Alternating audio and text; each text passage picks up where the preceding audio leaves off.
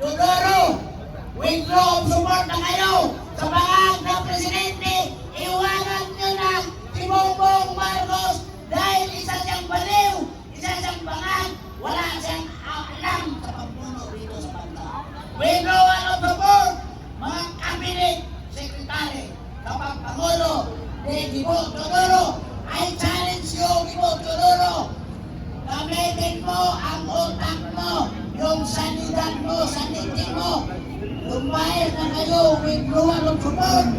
Iwanan nila si Bongbong Marcos dahil wala siyang nagawa para sa ating bayan kundi magnakaw.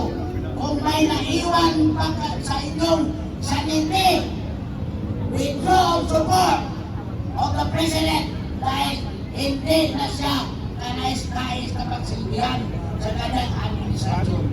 Executive, Judicial, and Congress. Withdraw support of BBM. Pero ang mga magnanakaw dapat ikulong ang mga grupo. BBM tayo! Mga kababayan, magkakaroon tayo. Dalawa na lang muna sapagkat tayo ay maghahanda ng mas maraming kaldero kasi lola pagbalik natin. Kung hindi man bukas sa Lunes, magdadala tayo ng mga kadena upang isarado na ang House of Buaya. Pakinggan muna natin si Tatay Rani Ludovico.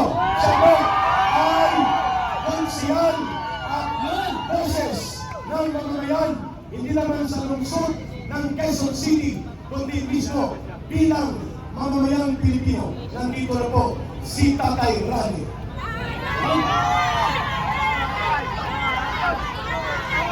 Mga kababayan ko, gising na! Ito po ang pinakawalang hiyang administrasyon sa ating kasaysayan. Dito natin napatunayan na ang isang namumuno pagka ito po ay adik, wala po talaga tayong makukuhang magandang resulta o pagmamahal sa atin. Nakakalungkot po ditong mga nakaraang araw nakiusap ang adik na si Bongbong Marcos kay Senador Marcoleta. Sinabi niya, Senador, naniniwala ako sa integridad mo, sa paninindigan mo. Kaya, nakikiusap ako sa iyo na umpisahan mo na ang pag-iimbestiga sa mga korap na congressman at iba pang mga politiko. After a week, Si Tatay Rani po, konsyal sa lungsod. tingnan niyo po bilang pangako ng ating na presidente, Sa mga malaking barangay ng Quezon City at Liga ng mga siya mismo ang bumaluktot Sa sinabi niya. sa kanyang sinabi. Yes! Tama po yan, Tay! Kay Chief PNP Torre, ganun din ang sinabi niya. Panindigan mo, General Torre, tama ka. Nasa iyo ako. After ilang araw, palibhasa adik, Yan. Bumaliktad. tinalikuran ang batuhin at ang sinunod ang ahas niyang asawa. Tama! Tama! Tama! Alam niyo po, kababayan ko, 120 million Pilipinos, sinasamantalahan lang tayo ng mga iilang politiko. Ngayon po, ang tunay na problema ng bayang ito ay ang ating Bongbong Marcos na adik.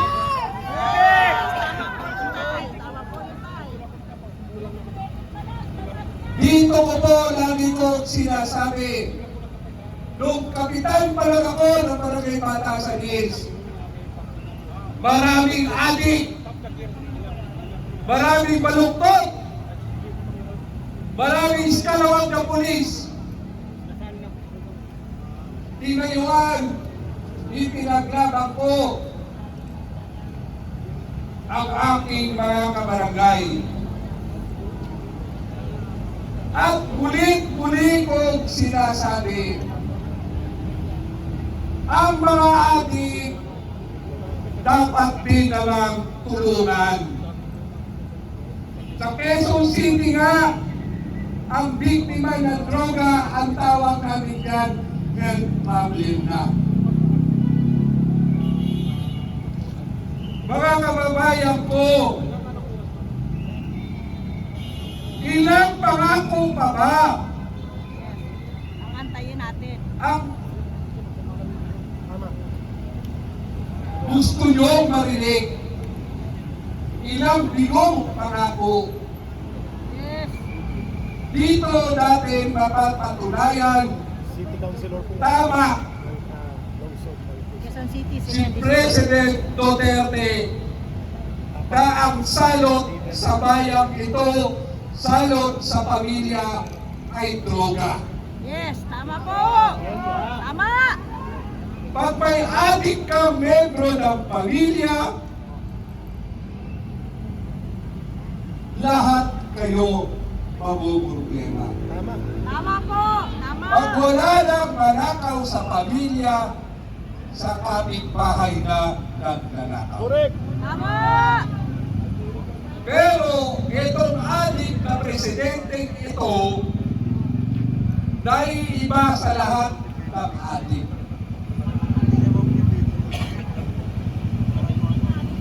Dahil cocaine ang tinitira. Woo! Ang tigas kasi ng ulo nating Pilipino. Hindi lang yun. Hindi ko binoto yun. Sinabihan na tayo Si Tatay Digong. na may problema ang Bongbong Marcos na ito. At yung problema na sinasabi sa kanya, adik siya, hindi lang naman ngayon yan. Kahit noong teenager pa yan, issue na sa kanya yan.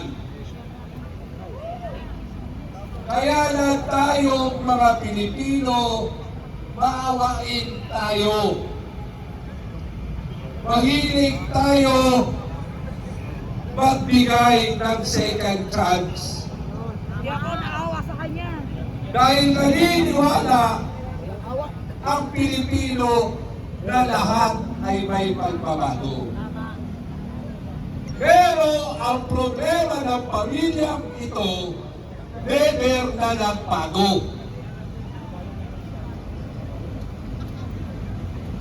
Pinagbigyan na ng mga mayang Pilipino na ibago niya ang reputasyon ng pamilya nila. Pero dahil adik nga, hindi lang sa cocaine ang problema, pati na sa pera ng bayan. Tama. Tama. Adik na nga, Magnanakaw pa. under pa sa asawa. Tama. Under Buti sana kung mistrisa ang asawa.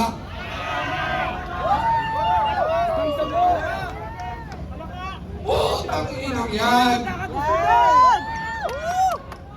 Ano pa bang katibayan ang hinihintay natin para tayo magising. Ito po, panahon na ito, hindi politika ang pinag-uusapan natin. Ang pinag-uusapan natin, ang kawalang-iyaan, mga anomalya at paglalakaw sa pera ng bayan. Kayong lahat dito, ninakawan tayo ng pamilyang ito at ng mga congressman na to sa pamumuno ng walang hiyang Speaker Romualdez Ayala.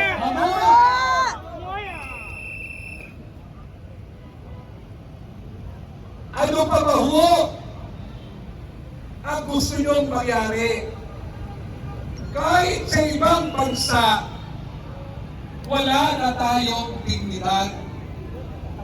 Inaayawan na tayo.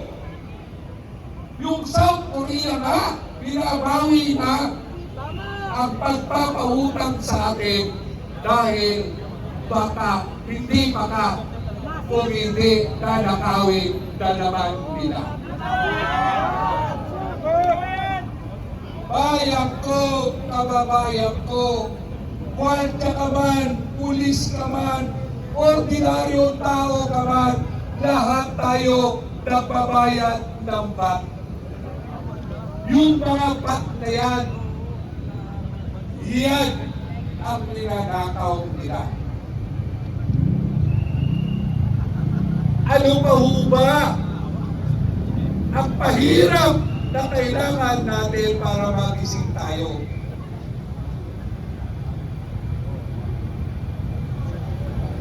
Pulat sa pulba, eto ba tayong mga Pilipino, kahit noong panahon pa, binabayani natin si Jose Rizal na ang kalaban natin ay kapwa Pilipino. Sana po, magising na tayo, alang-alang pa lang sa anak at sa susunod na generasyon. Almost 19,000 na politiko against 120 million. Ang tunay na salot ng bayang ito, kami mga politiko. Lord, kunin niyo na sana kami lahat.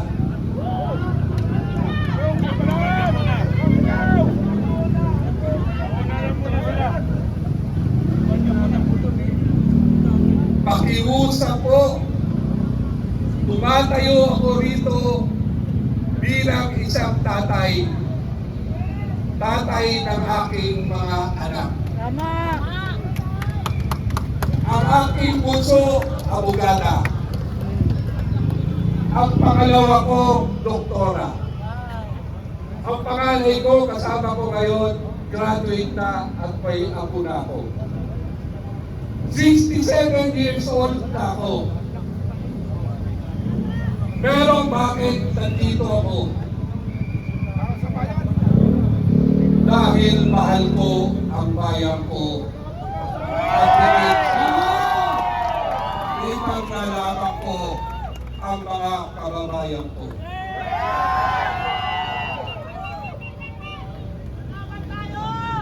Ang pagbabago ko ay kailangan nating lahat na pagkilos.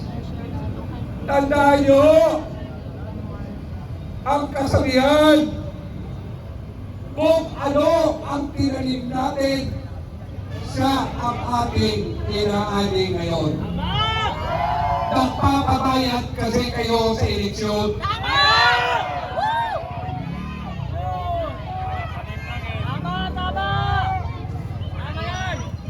Sa halagang 1,000, halagang 1,500, kahit hindi nyo kakilala, binoboto nyo ka. Tingnan nyo ngayon yung mga congressman ninyo. Nanakaw! Bakit mo ganit? Sinisip ka! Pag magnanakaw ang ama, magnanakaw na rin ang miyembro ng pamilya. Gusto niyo po ba mabaon na tayo? Baon na ho tayo sa utang.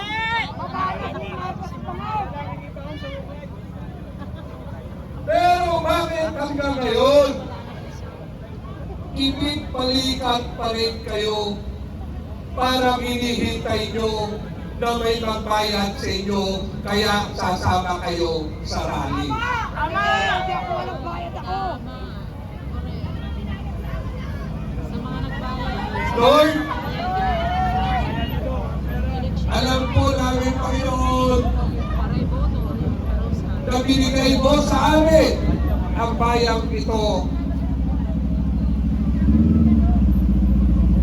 Kailangan lang po siguro namin suriin ang puso ng bawat Pilipino. Kayo po nandito ngayon, alam ko lahat tayo may dala-dalang problema. Tama! Simpleng problema, bigas, pagkain, pamasahe. Bahay na lubog sa baha. Kung matino ang presidente natin, titino rin ang kanyang mga tauhan. Pero hindi sila umuhadjas.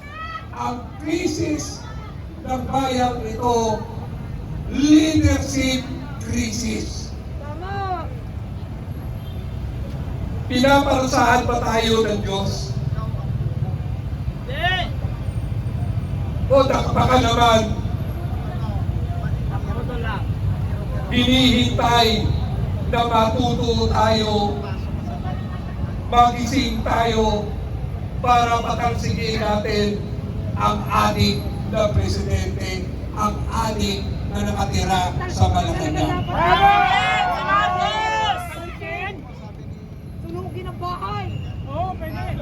Tingnan niyo po ang ating mga congressman. Palitan ang kapit. Palitan na. Ang ngayon, palitan kaya walang alam. Babalik na si Cheese. Alam niyo, lahat tayo rito ay ibabaon at ibabaon kung hindi natin imubulat ang puso at isip natin. Tama! Parang awa na po ninyo. Mahalin natin ang bayan natin. Mahal namin.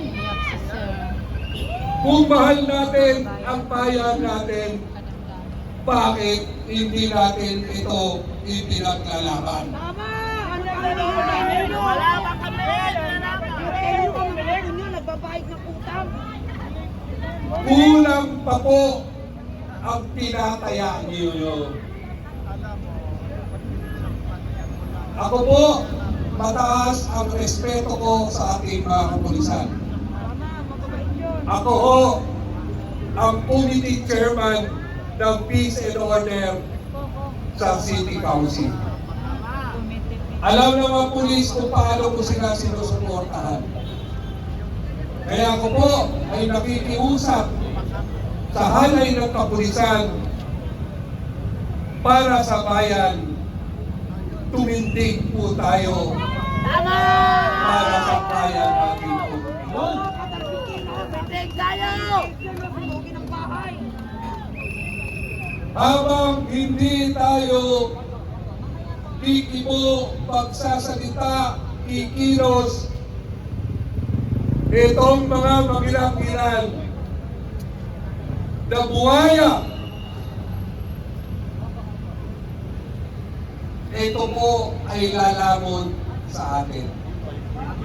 Kayong mga nanonood, lumabas kayo. Labas! Labas! Komportable ilalagyan.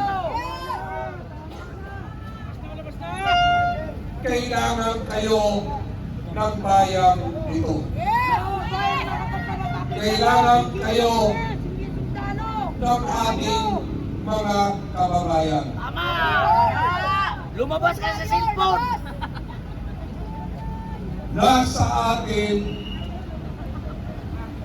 ang gawa, nasa Diyos.